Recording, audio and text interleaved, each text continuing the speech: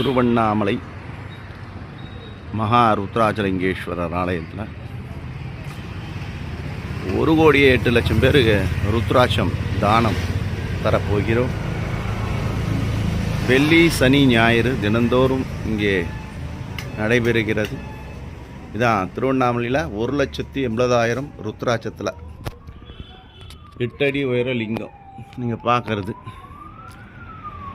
திருவண்ணாமலைக்கு வந்தீங்கன்னா சுவாமியை பார்த்துட்டு போனீங்கன்னா உங்களுடைய பஞ்சபூதத்தால் ஏற்படக்கூடிய பாவங்கள் எல்லாம் போக்கப்படும். எனவே அனைவரும் வந்து பாருங்கள்.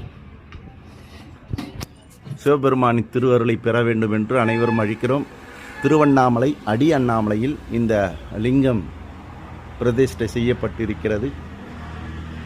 1,08,00,000 பேருக்கு இலவசமாக ருத்ராட்சம் வழங்கப்படுகிறது. தினந்தோறும் வெள்ளி சனிக்கிழமையில் நாம் இருப்பேன் என்பதை தெரிவித்து